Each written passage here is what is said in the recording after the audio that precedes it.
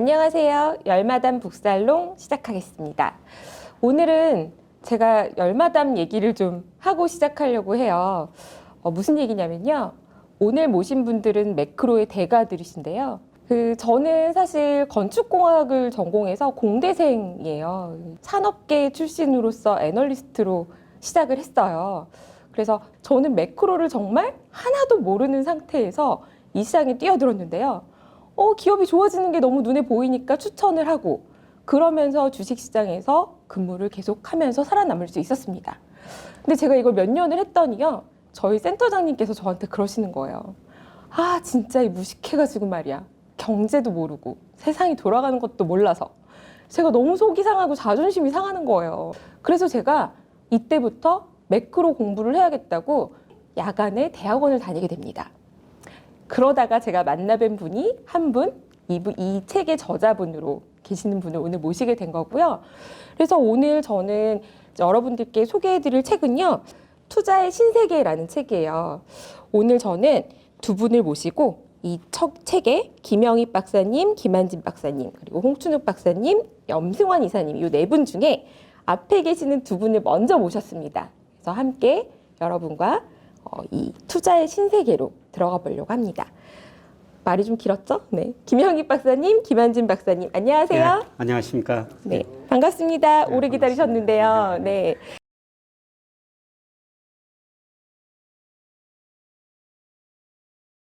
반갑습니다. 제가 오랜만에 두 분 이렇게 만나게 돼서 너무 네. 반가워요. 요새 매크로가 굉장히 복잡하고 시끄러운 상황이어서 굉장히 바쁘신데 시간을 내주신 걸로 알고 있어요. 김한진 박사님이 뭐 현장에 계시니까 굉장히 바쁘실 것 같고요. 네. 저는 조금 더 멀리서 지켜보고 있습니다. 두 분은 여의도에서 고수 중에서도 고수시고 어떻게 보면 최장기로 이 시장을 봐오신 실정과 이론이 다 겸비되신 경제학 박사님들이신데요. 제가 설명을 드리는 걸 좀 부족할 것 같으니까 좀 더 멋지게 또 좀 더 잘난 강점을 자신 있게 유튜브는 사실 좀 강하게 좀 해주시는 게 좋거든요. 네. 좀 자기소개 좀 두 분 해주세요. 저 책 제목이 이제 저자 순서가 네. 제가 먼저 나와 있는데 저게 나이 순서입니다. 아, 이 연공서열이에요. 네, 연공서열입니다. 네, 그래서 책 순서는 홍춘욱 박사가 먼저 있는데 출판사에서 홍춘욱 박사 외모 먼저 순서인 줄 아, 죄송합니다. 네. 그래서 그랬더니 그 연공서열로 해놓은 겁니다. 네. 뭐 저는 1988년에 대신증권 들어가가지고요. 대신증권 리서치센터장, 그다음에 하나금융투자 부사장 겸 리서치센터장, 하나금융연구소 소장하고요.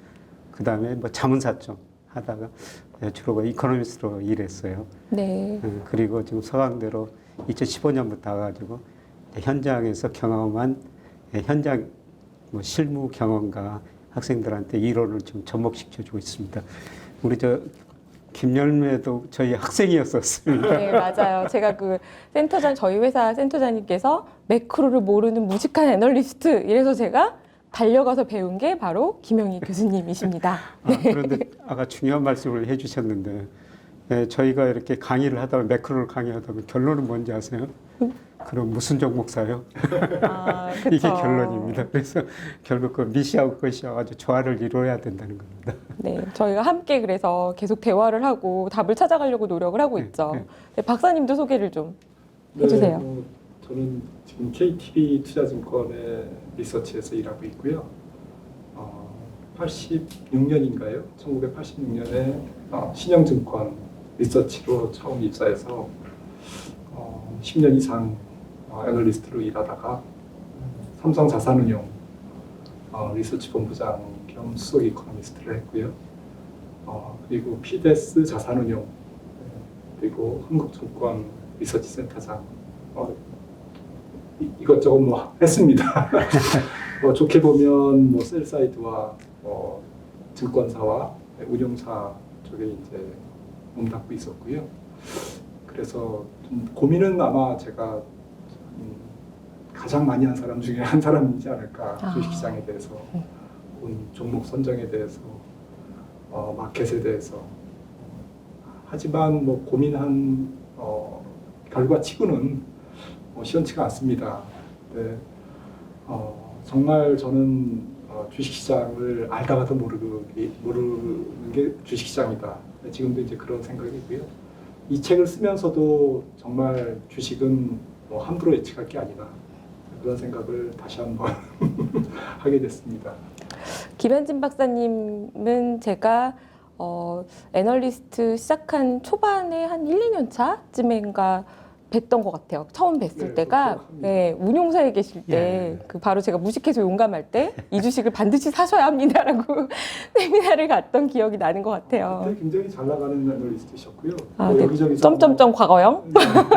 운용사들이 계속 모셔다가 얘기를 듣고 세미나를 하고 싶어하는 애널리스트 중에 한 분이셨죠. 네, 그 이제 산업을 보는 이 바텀업을 보는 이 저 같은 섹터 애널리스트들 같은 경우에는 산업만 보고 있기 때문에 이 산업이 좋아질 때 어떤 기업을 계속 보다 보면 기업이 좋아지는데 이게 이 기업의 본연의 경쟁력이 좋아지는 건지 아니면 외부 환경과 큰 변화에 의해서 좋아지는 건지가 가끔 구분이 잘 안 될 때가 있어요. 그래서 이 기업 자체의 경쟁력이 너무 좋아지는, 예를 들어서 두 개가 같이 좋아질 때가 제일 베스트죠. 예. 환경도 좋아지는데 그렇죠. 이 회사가 1등 기업이 된다. 예. 그럴 때 우리가 무조건 예.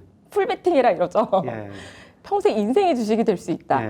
근데 이제 이런 경우를 만나는 거는 그렇게 흔치 않은 기회인 것 같고요. 예. 대체로는 환경이 좋아질 때 같이 좋아지는 기업들이 많고, 그럴 때 착각하기 좋은 게 애널리스트나 기업이나 얘가 굉장히 특출난 경쟁력을 갖고 있는 게 아닐까라고 하다가 기업은 실적이 잘 나오고 있는데 매크로 환경이 변하면 갑자기 이제 예. 확 주가가 무너지는 예. 그 경험을 저희가 여러 차례 하게 된 것 같아요. 그러면서 저 같은 섹터 애널리스트들이 좌절감도 느끼고 아 공부를 진짜 많이 해야겠구나. 그래서 이거는 어떤 의미에서는 약간은 개인 투자자들하고도 비슷한 느낌일 것 같아요. 예. 네, 그러니까 개인들도 개인들이 가끔 저희 욕하세요. 아니 김열매는 그 현대건설 사라고 해놓고서는 왜 이러는 거야 주가가 이러실 수 있거든요. 그런데 이제 저희가 틀릴 때 완전히 틀렸다라고 할 때는 이 기업의 실적 추정이 완전히 틀릴 때에는 저희가 죄송합니다 이렇게 해야 되는 거고요. 그런데 그게 아니라 시장의 대외적인 환경이 바뀌어요. 그렇죠. 네, 예. 다른 요인이 발생할 때 그런 부분에 대해서 두 분이 아마 오늘 해주실 말씀이 제일 많으실 것 같아요. 제가 리서치 센터 할 때 저희 애널리스트들한테 어떻게 기업 이익이 뭐 얼마나고 얼마나인 걸 수치를 맞출 수가 있느냐. 제발 좀 방향만 맞춰달라. 이게 올라가는 국면인지 떨어지는 국면인지 이런 것만 맞춰달라. 그래서 저 거시경제 흐름을 좀 알아야 된다. 그 애널리스트들이 뭐 수출 기업 분석하는 애널리스트는 특히 그 모델에 환율이 들어가지 않습니까? 맞습니다. 그리고 이코노미스트들이 환율 얼마 될 것이다. 그 수치를 이제 주는데요. 그거에 기반해서 예측하는데 그 환율 전망이 틀리면 사실 환율 예측할 수도 없지만 그 기업 수익도 예측이 달라지는 거죠. 맞아요. 환율 전망, 유가 전망, 연방, 뭐 금리 네, 전망 이런 금리 것도 다 전망. 들어가죠. 그렇죠. 참 어려운 것들이죠. 근데 이렇게 이제 매크로를 그래서 하시는 분들이 사실은 개별 기업단을 종목 추천을 하시지는 않지만 결국 우리가 투자해서 승리를 하려면 성과를 내기 위해서는 조화롭게 계속 공부를 해나가야 되는 것 같아요. 예. 근데 그런 면에서 이 네 분은 어떻게 보면 약간 어벤져스잖아요. 어떻게 이런 이 네 분께서 같이 책을 내시게 되셨나요? 어떻게 만나셨어요? 우선 저 김한진 박사, 뭐 홍철옥 박사는 오래전부터 같은 모임이 있어가지고 아주 친한 사이고요. 경쟁자 아니셨어요? 여의도에서 어떻게 보면? 경쟁자? 그런 생각을 한 번도 안 해본 것 같은데.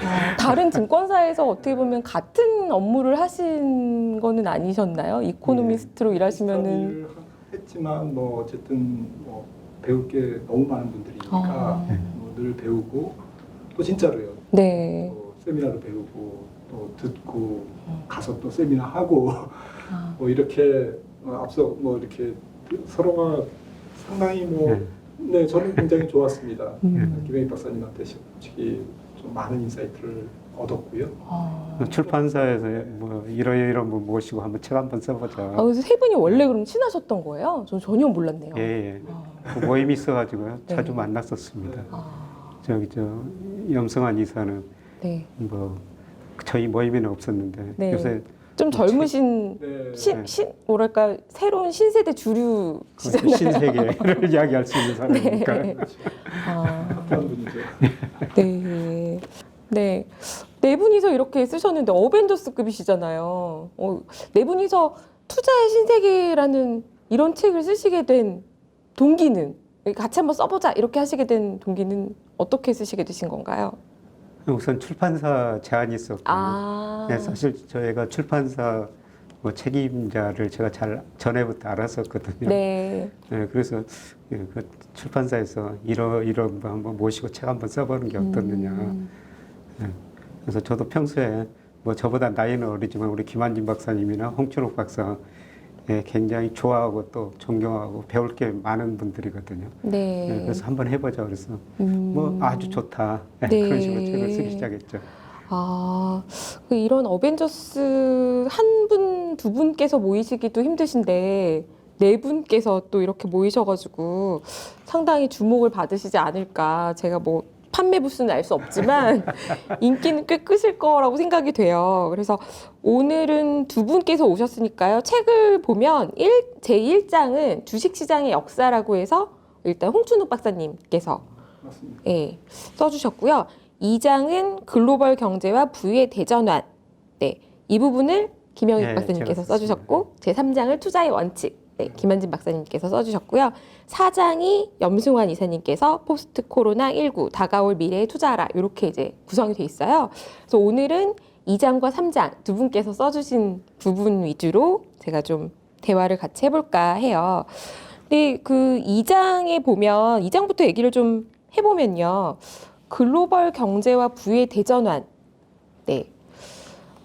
박사님께서는 이 부분 제가 읽어보니까 사실 두 분께서 유튜브도 나오시고 방송도 나오시고 하셔서 평소에 하시는 말씀들 제가 좀 열심히 듣고 있긴 해요. 공부하고 배우고 있거든요. 근데 평소에도 김영익 박사님께서는 잘 아시겠지만 약간 한국의 닥터 둠 같은 이미지가 좀 있으시잖아요. 아닌가요? 요새 그 젊은 분들이 그러는데요. 제가 2006년까지는 대표적인 낙관론자였어요. 아, 네. 그런데 2007년에 미국에서 글로벌 금융위기가 올 것이다. 물론 제 예상보다 늦게 2008년이었습니다만 그 뒤로 언론이 저한테 닥터 둠이라고 이야기를 하더라고요. 그래서 저는 뭐 시기에 따라 가지고 늙어 달리고 전망을 합니다. 근데 그게 맞는 말씀이신 것 같아요. 저도 시장에서 저도 애널리스트로 있으면서 어떨 때 이제 전망을 낙관적인 전망을 내놓고 어떨 때 이제 좀 비관적인 전망, 보수적인 전망을 내놓을 때 뭐 낙관주의자, 비관주의자라는 표현이 저는 좀 개인적으로 좋지는 맞습니다. 않더라고요. 네. 그렇죠. 네.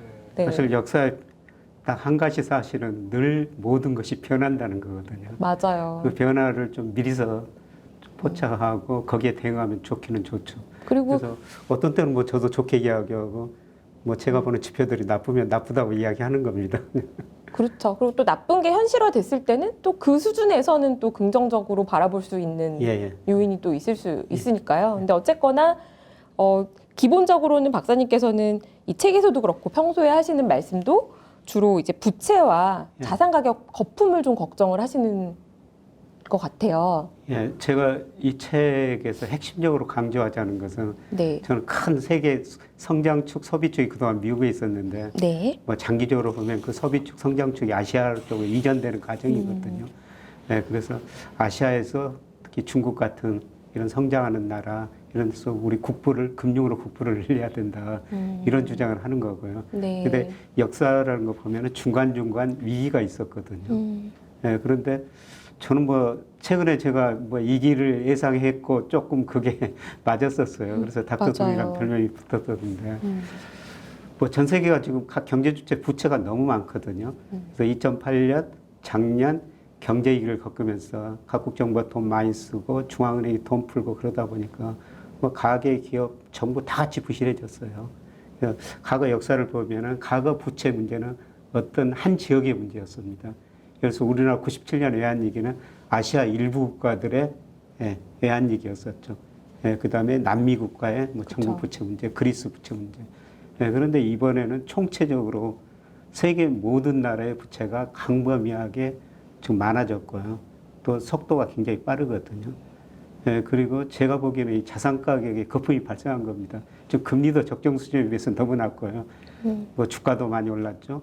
부동산 가격도 많이 올랐죠. 예, 그래서 이런 것들이 한번 좀 진통을 겪고 넘어가야 된다. 예, 그때 이제 부자가 돼야 된다. 이런 내용을 쓰고 있는 겁니다. 네, 이런 내용에 대해서는 김한진 박사님도 동의하시나요? 네, 저도 이번에 책을 쓰면서 뭐 초반부터 김영희 박사님 온 것도 보고 또 책으로 나온 후에도 제가 형광펜을 다 이렇게 치면서 네. 정독을 했습니다. 그래서 100%는 아니라도 뭐 전체적인 박사님이 교수님이 얘기하시려고 하는 지금 말씀하신 그런 요점에 대해서는 저는 뭐 100% 동의하고요. 다만 이제 시기는 모르죠. 하지만 뭐 경제를 분석하는 사람, 경제학자로서는 이런 부분을 반드시 짚어주는 사람이 저는 계셔야 된다라고 맞아요. 생각을 하고요. 저희는 뭐 사실 데이터 말씀하셨지만 로직을 가지고 데이터를 가지고 얘기를 하는 사람들이잖아요. 네. 그러니까 뭐 어느 날 자고 일어나니까 뭐 세계 경제가 굉장히 나빠질 것 같다 이렇게 얘기하면 안 되는 거죠. 네. 그래서 데이터 디펜던트로 분석을 하는데 데이터가 말해주고 있습니다. 데이터는 생명감이 있고 계속 변하지 않습니까? 근데 그 데이터를 읽어주시는 분이 이제 저희 같은 사람들인데 교수님이 지금 뭐 책에서 말씀하신 것은 부채가 어쨌든 더 이상 증가할 수 없을 정도로 금융위기 때 부채가 증가했는데 거기서 한 단계가 아니라 몇 단계 더 그렇죠. 단기간에 증가한 거거든요. 네. 그러니까 거의 탑을 쌓은 겁니다.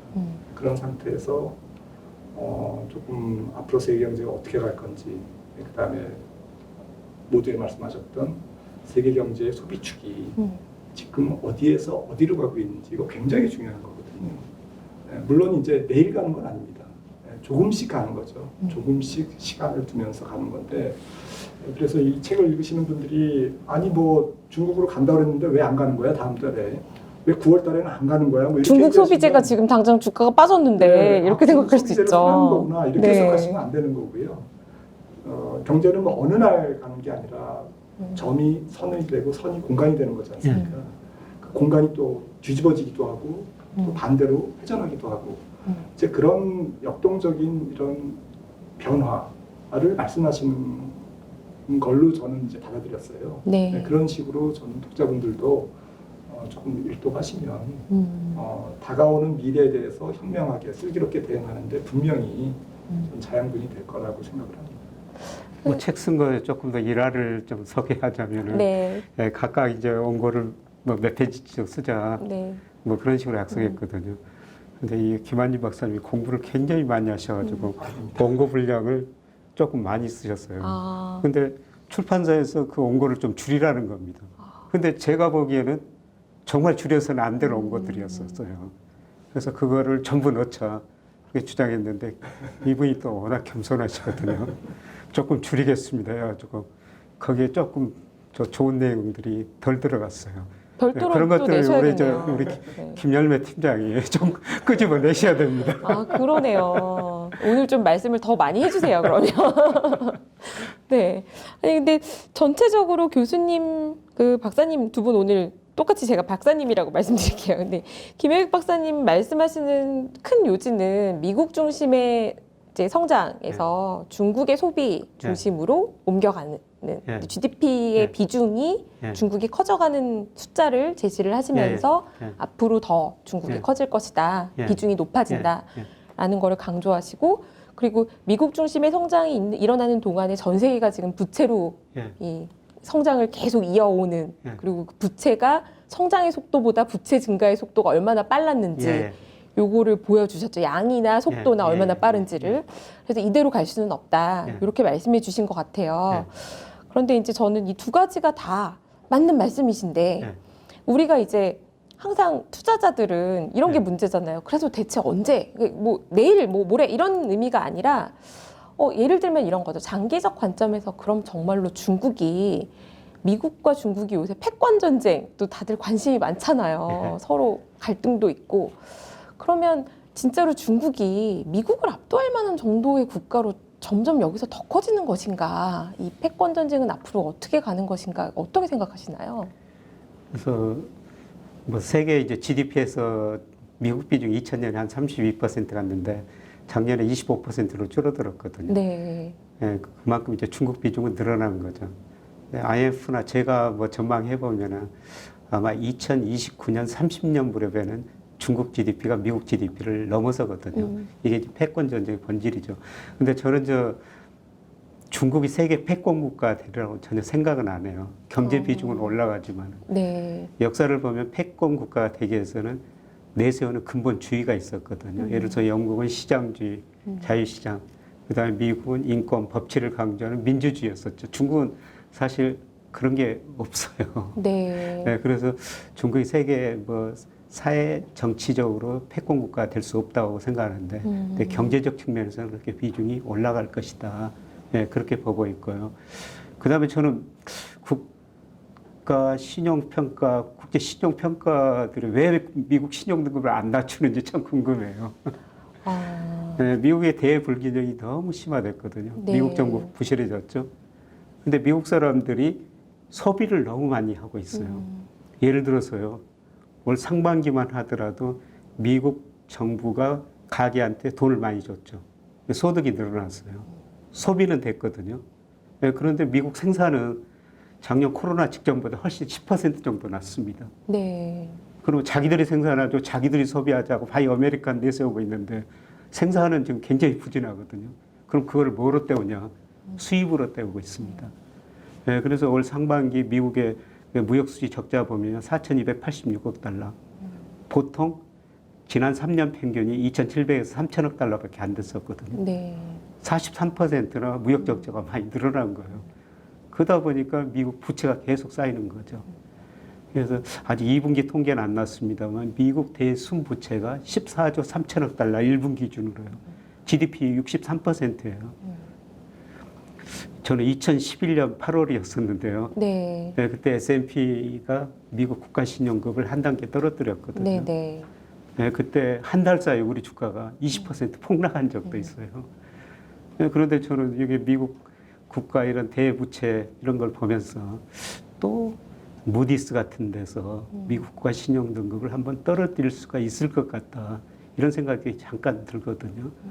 네, 그런데 그런 시기를 누구도 예측할 수가 없는데 네, 그때 제가 잘 아는 분이 시장이 잘못 대응해가지고 파생상품 운영하다가 그냥 500억을 잃은 적도 있었어요. 네.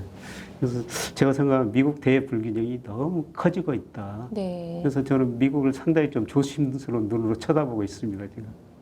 지금 미국이 가장 승승장구하고 있고 S&P는 사상 최고치를 경신했고 이런 상황에서 미국이 가장 어떻게 보면 너무 좀 고평가돼 있다라고 보시는 건가요? 이제 그렇죠. 너무 부채로 인해 성장했기 때문에 한계의 직면에 있다. 제가 단적인 두 가지 지표만 말씀드리고 있는데 네, 흔히들 버핏 지수라고 그러죠. 그렇죠. 주식시장 시가총액이 명목 GDP에 비해서 얼마나 높은가. 네, 근데 주식시장 시가총액은 어느 시장을 보는가에 따라 다른데요. 미국 전체 주식시장을 시가총액 기준으로 보면은 지난 1분기 버핏 지수가 318%거든요. 명목 GDP보다 3배 이상 시가총액이 많다는 거죠. IT 거품 붕괴 직전에 210%였거든요. 역사상 가장 지금 높은 수준이고요. 그 다음에 또 하나 지표를 말씀드리면 미국 가계 금융자산 중에서 주식 비중이 지난 3월 말 현재 52%입니다. 예, 역사적으로 보면은 2000년 IT 거품 붕괴 직전에 50% 근접했고요. 예, 그 다음에 2008년 글로벌 금융위기 직전 2007년에 또 50% 근접했어요. 그리고 주가가 폭락했거든요. 그렇게 52%나 갔다는 것은 주가가 많이 올랐든지 아니면 미국 가계가 주식을 지금 너무 많이 가지고 있든지 둘 중에 하나거든요. 이런 지표 보면서 상당히 위험한 수준에 있다. 예, 그리고 최근 10년만 보니까 우리가 미국 주가가, 물론 장기적으로 보면 미국 주가가 오릅니다. 근데 2000년에 IT 거품 붕괴되고 나서 S&P 500이 제자리 돌아오는데 10년이라는 세월이 걸렸어요. 네. 그 유명한 마이크로소프트 같은 회사도 제자리 돌아오는데 10년 걸렸거든요. 예, 저는 제가 미국 여러 기업 주가를 볼 때 지금 그 수준에 와 있지 않느냐, 주가 지수 같은 게. 그래서 미국 주가는 저는 참 계속 요새 사상 최고치 치고 있습니다만 요새 조금 더 떨어지고 있던데요. 굉장히 좀 조심스럽게 지켜보고 있습니다. 제가 원래 이어서 바로 하려던 질문은 아니었는데 그 김한진 박사님의 3장 파트에는 이런 얘기도 또 있어요. 강세장에 투자하는 방법하고 약세장에 투자하는 방법이 있는데 또 강세장에서는 끝을 또 모른다라는 부분이 또 있잖아요. 그럼 지금 어떻게 보면 우리가 미국의 강세장을 이 정도면 굉장히 장기 강세장이죠? 예, 장기 네. 강세장인데 사실 저 거품이 꺼지고 나서야 야 그때가 거품이었다 그렇죠. 알 수가 있죠. 이럴 때는 어떻게 해야 되나요, 박사님? 네, 뭐 책에도 뭐 그런 얘기를 썼습니다만 강세장은 보통 과열장까지 가죠. 네. 그리고 그 과열장이 너무 크게 폭락하면 사람들은 이제 나중에 아 그때가 거품이었다, 버블이었다 이제 그렇게 얘기를 합니다. 정의를 합니다. 네, 사실은 애널리스트 입장에서는 주가가 혹은 뭐 경기 대비 혹은 기업 실적 대비 지금 말씀하셨던 뭐 GDP 대비 시가총액이라든지 이런 등등의 지표로 주가가 너무 비싸다라는 얘기를 해줘야 되죠. 네. 저는 지금 너무 비싼 상태입니다. 근데 더 비쌀 수는 있습니다. 왜냐면은 뭐 거품도 시장의 일부니까. 그쵸. 과열도 시장의 일부고 거품은 뭐 늘 밥 먹듯이 나오는 10년마다 나오는 그런 주식시장의 생리 중에 하나이기 때문에 더 비싸질 수는 있다라는 것을 이제 열어놓자라는 거고요. 그래서 주식시장의 생리, 강세장의 생리, 약세장의 특징, 뭐 이런 주식시장이 우리를 굉장히 혼돈스럽게 만드는 그쵸. 그런 패턴, 뭐 이런 부분들을 좀 언급한 거고요. 지금 뭐 박사님 교수님은 그것보다는 지표에 근거해서 지금은 굉장히 높은 수준이다 주가가. 네. 더 설명할 수는 없고 이게 더 설명되는 것은 뭐 주가 자체밖에는 없다. 네. 뭐 그렇게 쓰시지는 않았지만 네. 저는 이제 그렇게 이해를 합니다. 사실 거품이라는 게 누구도 알 수 없고 주식시장이라는 게 뭐 늘 거품이 더 발생했죠. 요새 저 거품의 역사를 제가 공부 많이 하고 있는데요. 네. 뉴턴이라는 유명한 물리학자 있지 않습니까? 네. 옛날 그 남해에서 거품 네. 그 발생했을 때 처음에 투자해가지고 한 7,000달러를 벌더라고요. 벌었다가. 네. 그리고 2만 달러를 깨먹습니다. 네. 뭐 우리 돈으로 그때 하면 한 20억 정도 됐다는데요. 그리고 나서 이분이 하신 말씀이 나는 천체 움직임은 계산할 수가 있지만은 주식시장의 광기는 계산할 수 없다. 그렇죠. 이런 이야기를 하고 있는데요. 네. 그런데 이제 제가 보는 지표는 여러 가지 좀 가열 상태이기 때문에 늘 말씀드린 건 파티가 언제 끝날지는 몰라요. 네. 근데 파티는 즐기면 즐기되 도망갈 수 있는 창문 곁에서 파티를 즐기죠. 비상구 옆에서. 그렇죠. 그게 참 가장 중요한 것 같아요. 이제 또 남들 다 파티하고 있는데 미리 파티장을 나가 있는 것도 혼자 그 밖에 나가 있으면 아무도 밖으로 안 나오잖아요. 네. 그러니까 제가 증권회사 근무하면서 그게 가장 어려운 점이었거든요. 네, 맞습니다. 제가 2007년에 뭐 증권사 리서치센터장 하면서 2007년에 미국에서 글로벌 금융위기가 온다. 그랬는데 2008년에 아까도 2007년 말부터 조짐이 나타났죠. 2007년 상반기까지 주가가 많이 올랐어요. 네. 각종 언론에서 때리고 어떤 사람들은 반길 조심하라. 그때 진짜 힘드셨겠어요. 네, 그때 마치 또 우리나라 은행들이 수익원 다변화시켜야 된다고 은행의 저축성액을 주식형 펀드로 맞습니다. 펀드 캠페인을 했거든요. 그런 상황에서 제가 저 주식시장 안 좋다 그러니까 정말 욕 많이 얻어먹었죠. 그래서 주가가 올라버리니까. 그래서 사실 뭐 주가 떨어진다고 했는데 올라버리면은 그거는 굉장히 좀 힘든 상황이고요. 맞아요.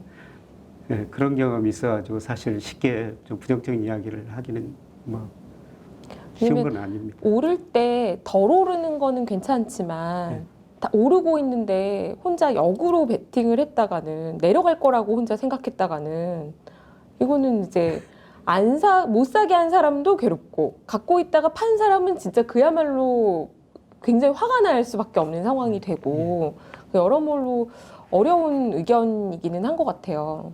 그래서 그리고 또 투자자 입장에서도 이 올라가고 있는 그 김한진 박사님의 그 강세장에 투자하는 그 부분이 저는 좀 와닿았던 게 사실 과열에서는 그 정도의 강도를 진단하는 게 사실 좀 의미가 없잖아요. 예. PER 30배는 안 비싸고 50배는 비싼 거냐, 뭐 50배는 비싼 거고 100배는 그러면 더 비싸고 이게 사실 정확하게 잣대가 없기 때문에 이럴 때는 정말 문 앞에까지는 가 있더라도 문을 박차고 나가는 액션을 취하는 것도 굉장히 좀 어려운 일이 아닐까.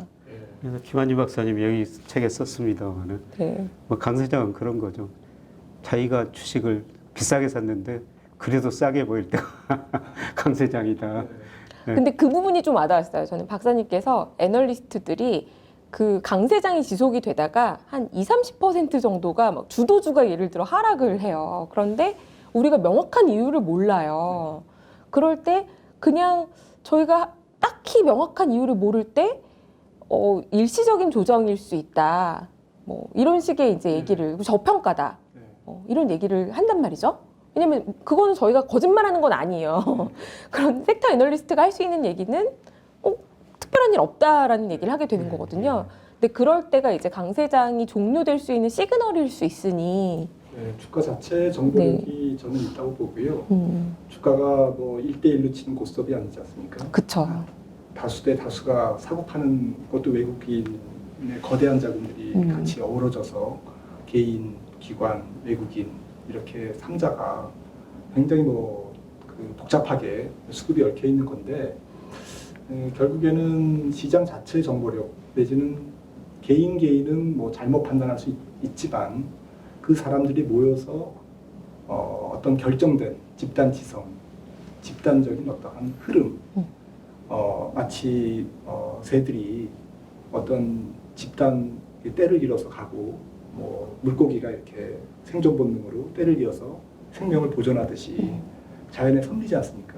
네, 주가에는 그 자연의 섭리가 저는 있다고 봅니다. 네. 그래서 시장은 시장에게 물어보라는 얘기를 하는데요. 말씀하셨듯이 이유는 모릅니다. 하지만 주가가 계속 빠져요. 이거는 뭐가 있는 거거든요. 그렇죠. 네, 우리가 모르는, 경제학자들이 모르는, 대부분의 대중들이 모르는, 내가 모르는. 근데 거기를 나는 이거를 인정할 수 없어. 내 생각이 맞을 거야. 이렇게 경직돼서 생각하지 말자라는 거죠. 그렇죠. 네, 시장을 조금 유연하게 접근하자라는 얘기를 조금 많이 들었습니다. 네. 올해 뭐 대표적으로 그 삼성전자죠. 그냥 그렇죠. 그 9만 원 갔을 때 10만 전자 네. 뭐 이런 애널리스트들 전망치들이 많이 나왔는데요. 그런데 제 집사람이 뭐 삼성전자 주식을 사고 있거든요. 아, 네. 그래서 9만 얼마 때 내가 보기에는 한 7만 5천 원까지 떨어질 것이다. 근데 지금 그 밑으로 떨어졌더라고요. 네. 근데 그냥 제 말 안 믿습니다. 사모님께서 교수님 말씀을 안 들으세요? 그래서 집안에서는 안 믿죠. 요즘에는 뭐라고 하시나요? 왜 안 믿냐면 네. 제가 부동산 전망이 아주 틀렸거든요. 아, 네, 그동안 계속 집을 살려고 그랬는데 제가 우리 김열매 팀장 말을 안 듣고 집을 못 사겠어요. 나중에서 샀거든요. 네. 네, 그래서 그 부동산 전망 틀려가지고 집사람한테 신뢰를 완전히 잃었어요. 네, 그런데 그 삼성전자를 제가 거시경제 측면에서 보면은 주가는 항상 그 미래를 반영하지 않습니까? 삼성전자라는 건 반도체 경기는 전체 경기하고 제가 생각하는 굉장히 밀접한 경기예요. 저는 내년에 경기가 전 세계 경기가 상당히 안 좋으리라고 보고 있거든요. 그럼 삼성전자 뭐 영향을 받을 수밖에 없죠. 근데 애널리스트 전망치 보니까 올해 영업이익이 컨센서스가 52조, 내년에 61조. 어떤 애널리스트는 2023년에 90조 원을 넘게 전망했더라고요. 네. 그래서 제가 생각하는 그 경기 전망하고 이렇게 달리 갈 수 있을까? 제가 틀렸을 수도 있을까? 이런 생각으로 생각했는데 제가 보는 경제 지표는 아니었거든요. 그래서 좀 많이 떨어질 테니까 좀 기다려라. 네, 그런 이야기를 했는데. 근데 아까 제가 리서치센터에서 애널리스트한테 조금 방향만 맞춰달라. 사실 방향이 쉽지 않거든요. 그럼요. 그래서 한 번은 저희 애널리스트들이 전망하는 거하고 주가하고 상관관계 분석을 한번 해봤어요. 뭐 모든 게 저도 후행하지만은 1개월 정도 후행하더라고요. 아, 주가가 떨어지면은 너무 1개월에 속상한데요, 진짜. 1개월에 그 애널리스트 그 전망 이익 전망치가 낮아지고 목표 주가 하락하고 너무 속상하네요.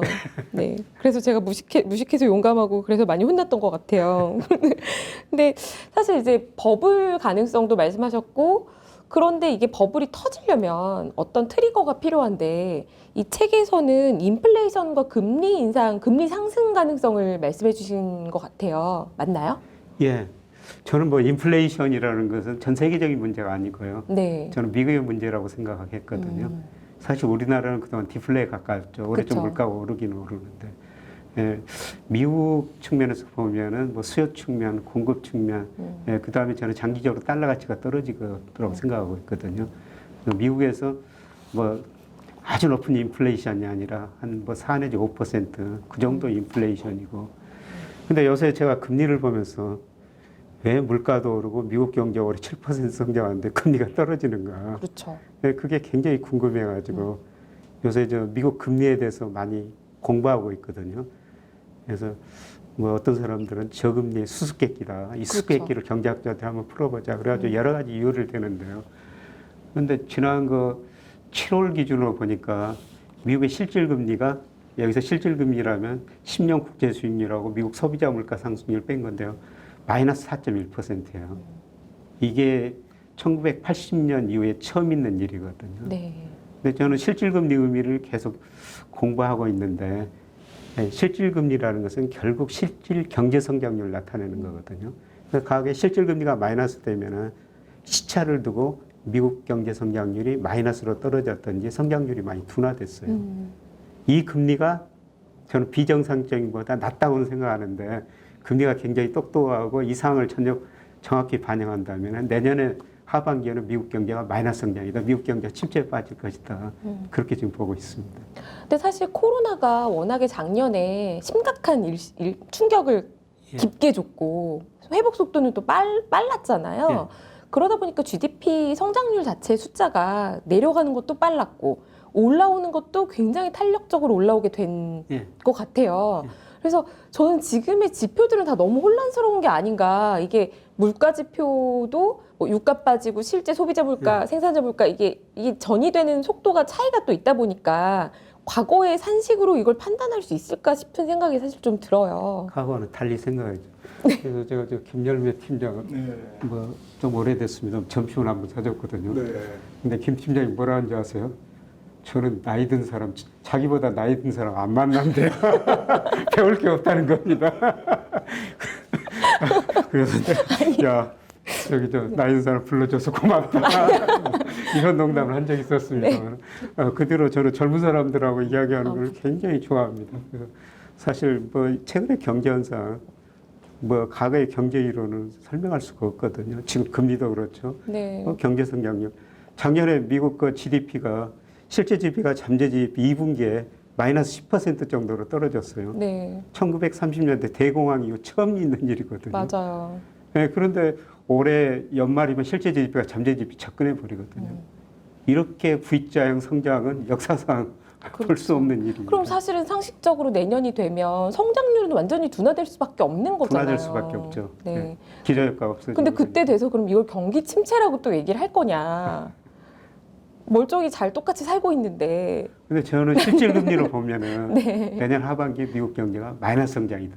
네. 근데 선진국에서 보통 경기 침체라면 2분기 연속 마이너스 성장하는 걸 경기 침체라고 그러거든요. 근데 놀라운 거는요. 장기적으로 보면은 1900년부터 NBER 전미 경제 연구소인가요? 거기서 미국의 경기 순환을 발표하거든요. 1900년부터 여러 번의 경기 순환이 있었습니다만은 경기 수축 국면 평균이 15개월이었어요. 근데 NBER이 최근에 발표했습니다만은 작년 미국 경제 수축 국면이 한 2개월, 4월 2달이었다고 발표하고 있습니다. 네. 이거는 역사적으로 없는 일이에요. 그렇죠. 그러면 이게 사실은 뭐 인플레이션이 온다, 디플레이션이 온다, 뭐 금리를 올려야 된다, 내려야 된다 이런 것도 옛날처럼 말씀하신 것처럼 15개월 사이클이 2개월이 되기도 하는데 이런 전망과 예측이 과연 정말로 막 부채가 터질 만큼 금리를 인상을 시키고 미국이 물가가 추세적으로 올라서 금리를 인상시킬 만한 그런 구조적인 변화가 미국에 나올 것이냐가 장기적인 관점에서의 고민인 것 같아요. 예, 그거는 뭐 우리 김 박사님 이야기 어떻게 생각하세요, 박사님? 글쎄요, 뭐 가봐야 알겠습니다만은 하워드 막스의 투자 마켓 사이클에서 저는 뭐 지금 인상적인 구절을 경기 사이클이 지금 어디에 위치하고 있는지를 조금 파악하는 게 투자를 하는데 보다 더 이로울 것이다. 이제 뭐 그런 구절이 생각나는데 경기 사이클을 정확하게는 알 수 없지만 어쨌든 사이클이 지금 혼돈을 주고 있지만 또 그리고 자연재해와 같은 코비드19가 한 번 전 세계 특히 미국을 휩쓸고 지나가잖아요. 그러니까 V자형으로 급등한 이런 사례는 조금 이례적인 사례로 기록될 것 같아요. 보다 더 주목해야 될 것은 미국이 완전 고용에 도달하는 시기가 언제쯤일까? 그렇죠. 네. 그리고 아까 뭐 GDP 갭률을 말씀하셨는데 미국이 어쨌든 GDP 갭률이 플러스로 들어가는, 그러니까 잠재 성장률 이상으로 실제 성장률이 좀 더 나오는 이제 뭐 대부분의 예측 기관들이 멀지 않았다라고 보거든요. 이 정도의 패턴이면 네. 추세면. 그러니까 곧 경기 사이클은 조금 어쨌든 단기적이든 장기적이든 고점에 어떤 한계, 성숙기에 도달할 가능성이 굉장히 높다. 근데 문제는 이제 그 도달할 때 처음에 이제 부채가 많이 쌓여져 있다라는 부분부터 이제 질문을 하셨는데 네. 이 부채와 이제 경기 사이클의 어떤 그 종점, 경기 확장 후반기, 중반기와 그리고 급격한 또 경기 하강이 만약에 말씀하셨듯이 있다면 그 조합은 굉장히 좀 무시무시한 거죠. 왜냐하면은 어쨌든 수요와 비용 요인으로 인플레이션이 확 왔다가 그리고 경기가 수축기에 들어가면서 금리를 한번 올리고 다시 또 열탕에서 냉탕으로 확 바뀌면서 그러면서 총수요가 쭈그러든다. 그러면 금리가 올라갈 때 한번 한계 기업들이 다칠 거고 경기가 수축기에 빚이 많은 한계 기업들이 또 캐시플로가 엉키고 빚이 많은 가게가 빚을 못 갚고 거기에 여신을 많이 준 금융기관들이 굉장히 문제가 생기고 이런 것들을 쉽게 예측할 수 있는 거 아닙니까? 네. 그래서 경기가 지금 그런 쪽으로 흘러가고 있는 거냐. 다만 지금은 아주 평온하지만 아주 뭐 정상적인 것처럼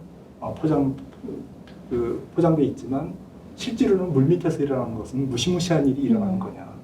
앞으로 아주 괴상망측하고 고약한 경기의 어떤 변곡점이 올 거냐. 이런 부분들에 대한 화두를 던지신 거죠. 그렇죠. 그러니까 저는 영국에서 이코노미스트랑 경제 주관지를 많이 보는데요. 네. 그 경제 주관지를 많이 보는 거는 주장이 있거든요. 합리적인 이론 데이터에 가지고. 네. 근데 얼마 전에 굉장히 좀 무서운 사진을 표지에 그려놨어요. 앞으로 위기가 오는데 쓸만한 무기가 없다. 그 무기가 이제 재정정책이고 통화정책이고요. 사실 미국 경제가 이렇게 빨리 회복되는 거는 재정정책 덕분이었죠. 우리 정부가 돈을 많이 쓴다고 했지만 미국 정부가 작년 3월부터 올 3월까지 GDP의 27%를 쓴 거예요. 그래서 V자형 회복이 가능했는데 네. 예, 그 결과 미국 정부가 부실해졌거든요. 앞으로 경기가 위축되면 미국 정부는 돈을 더 쓸 거예요. 근데 문제는 통화정책이 별로 효과가 없을 거라는 거죠. 지금 금리 0%, 더 내릴 여지도 없거든요. 가계 기업이 부실해졌기 때문에 통화정책 효과는 저는 거의 앞으로 없을 거라고 생각해요. 그래서 다음 위기가 오면은 정책 수단에 한계가 있으니까 더 어려울 수 있다. 그 다음에 작년 뭐 한국은행 이렇게 자료들을 보니까 우리나라 중소기업 절반이 이자 보상 비율이 1 미만인 기업이더라고요. 네. 그러니까 영업이익 내 가지고 이자도 못 받는 기업, 중소기업이 그렇죠. 거의 절반이 된다는 거죠. 대기업도 한 25% 정도 됩니다.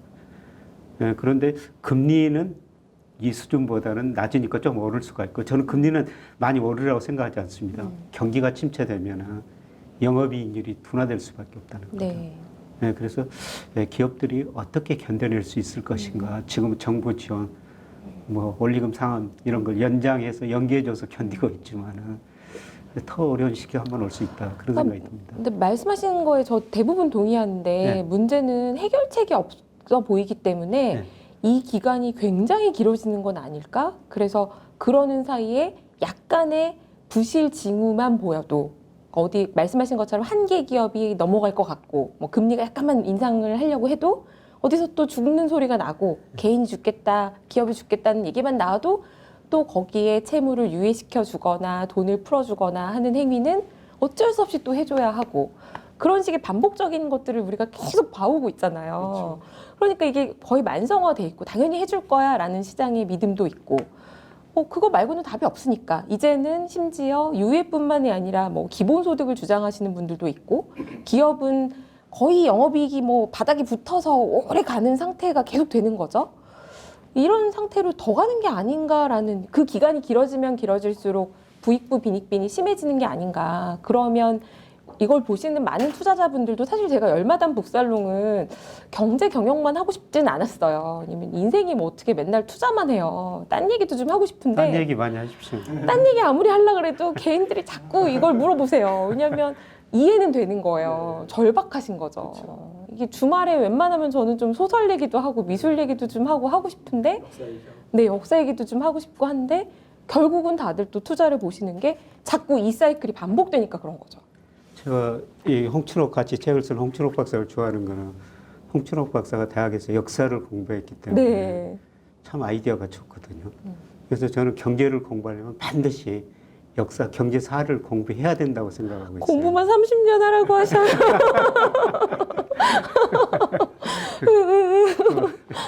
인문학을 꼭 공부해야지 맞습니다. 경제적 사고를 할 수가 있는 겁니다. 맞습니다. 네. 그런데 제가 있는 뭐 대학에서는 사실 저 서구식 경제 이론만 좀 많이 좀 가르치고 있죠.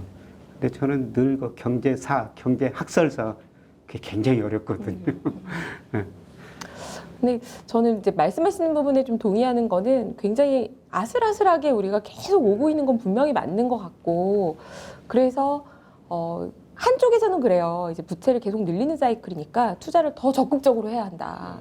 왜냐하면 지금이 아니면 우리는 투자 소득, 자본 소득을 늘릴 수 있는 마지막 기회다. 이렇게 극단적으로 말씀하시면서 투자를 더 하라는 분들도 계시거든요.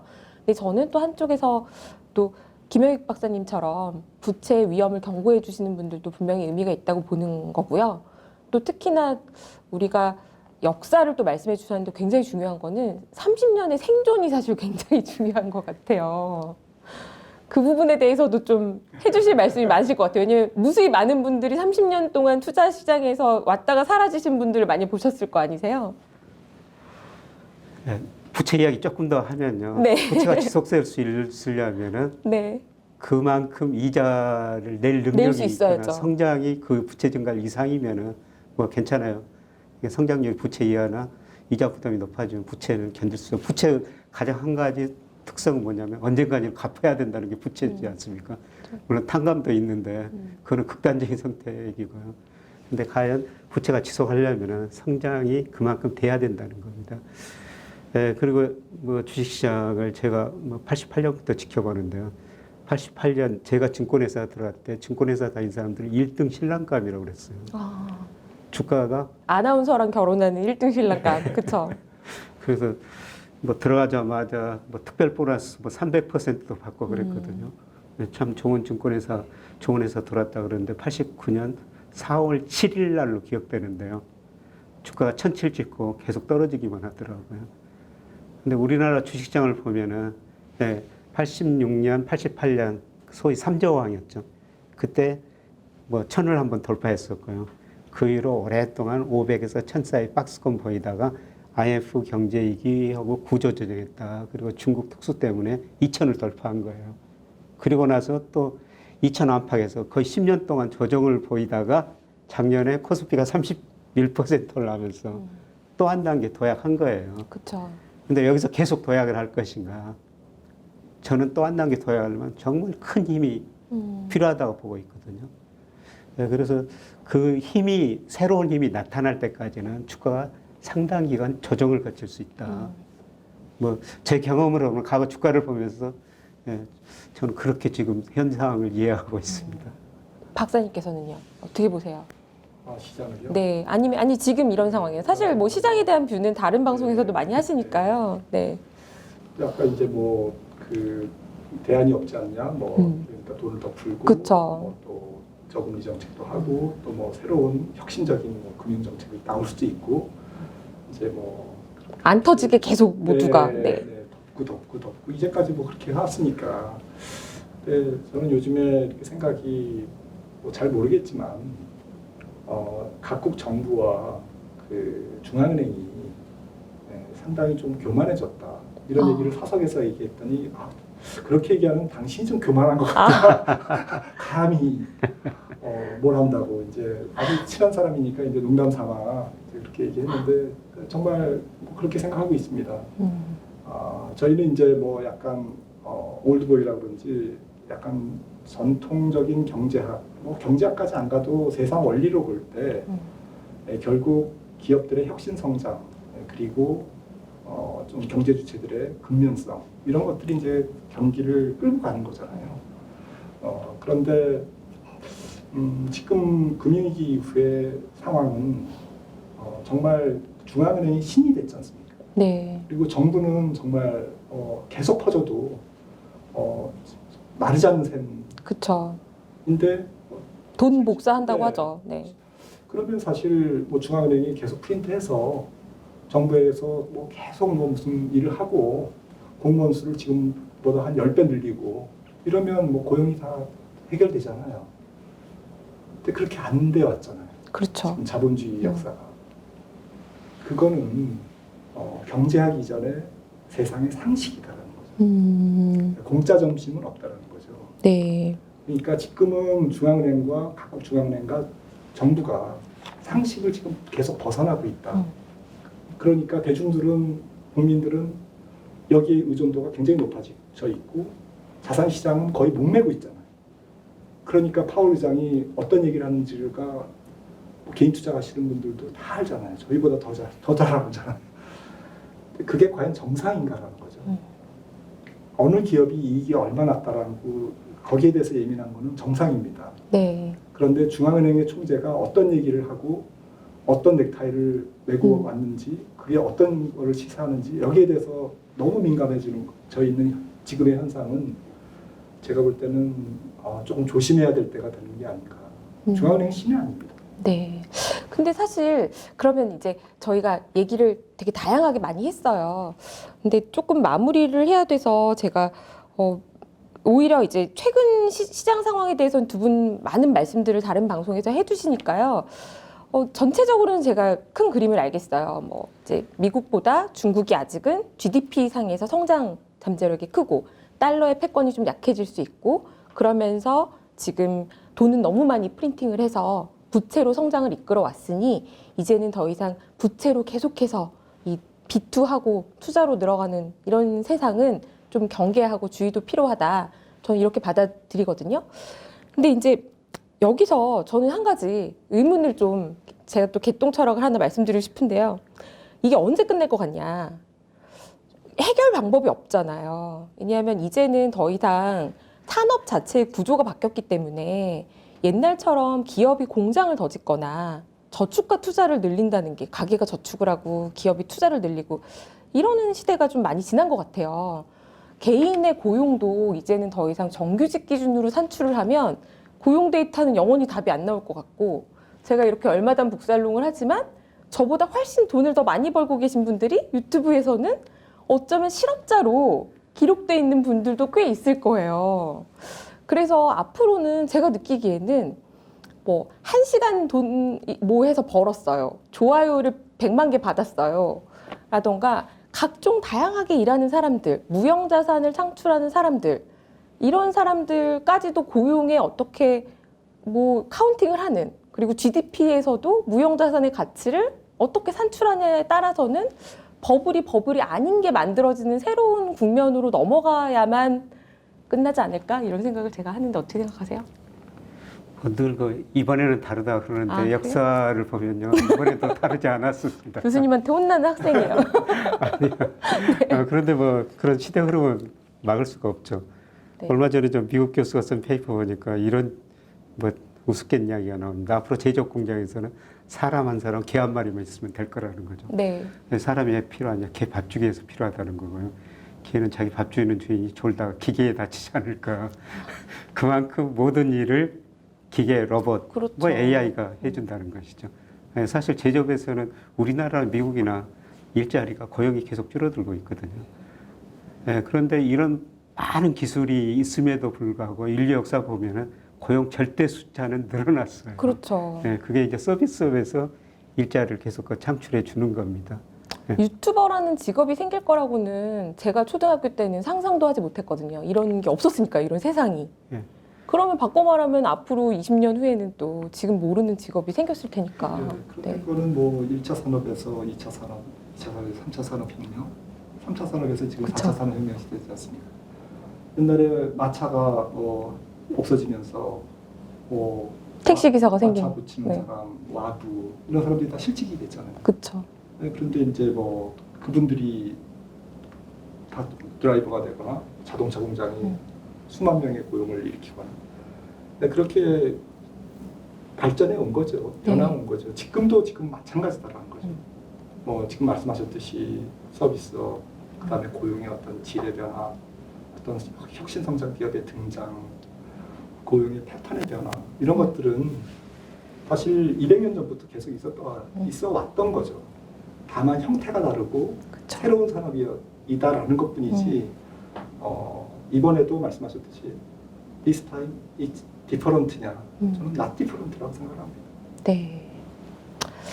그러니까 문제는 이제 그런 차별화죠. 아까 유튜버 이야기했습니다. 어떤 유튜버들 저 언론에 보면은 한 달에도 엄청난 돈을 번다 이런 네. 기사가 나오더라고요. 네. 그런 거 시대의 흐름에 적응 앞서가는 사람들 그렇게 돈을 버는데 나머지 사람들은 굉장히 어렵거든요. 네. 소득 불균형이 너무 심화된 거 이게 문제예요. 얼마 전에 맥킨지 보고서 보니까 제목이 부모 세대보다 가난한 자식 세대예요. 역사적으로 보면 자식 세대가 더 잘 살았죠. 맞아요. 근데 맥킨지가 주요 선진국 대상으로 분석해 보니까 자식 세대가 부모 세대가 더 못 살고 있더라는 겁니다. 그 기간에 그 선진국 전체 GDP는 올라갔거든요. 근데 상위 10%, 20%만 많이 가져가고요. 나머지는 평균적인 소득이 줄어들고 있더라는 겁니다. 이게 이제 나머지가 10%, 20% 쓸 만큼 쓰고 있어요. 그럼 나머지 저축하니까 저축률이 높아가지고 금리가 낮아지는 거죠. 맞아요. 근데 나머지 그 평균적인 사람들이 소득이 낮으니까 소비할 수가 없거든요. 그래서 전체적으로 저는 아직도 모든 산업에 초과 공급이 존재하는데 그 평균적인 사람들의 소득이 낮아졌기 때문에 증가하지 않았기 때문에 이 수요가 증가해서 초과 공급을 해소할 수 없다. 그래서 공급 측면에서 앞으로 저는 많은 구조조정이 있을 거로 보고 있습니다. 네. 네, 저희가 오늘 충분한 말씀을 듣지는 못한 것 같아요. 저희가 또 인포맥스 라이브도 하니까요. 저녁에 따로 또 최근 동향과 앞으로 이 급변하는 정세, 증시에 대해서는 두 분 따로 또 모시도록 하고요. 오늘 투자의 신세계에 대한 얘기는 이만 마무리하도록 할게요. 너무 제가 준비한 건 많은데 이렇게 이제 열심히 이렇게 읽었는데 정말 공부 많이 하셨네요. 네, 다 여쭤보지 못해서 좀 아쉬움이 많이 남는데요. 예, 여러분 오늘 일단 투자의 신세계 김영희, 김한진 박사님과 함께 했고요. 두 분을 나와주셔서 정말 감사합니다. 젊은 고맙습니다. 사람한테 또 많이 배웠습니다. 네, 감사합니다. 고맙습니다. 이만 열마담 북살롱 마칠게요. 다음에 또 만나요.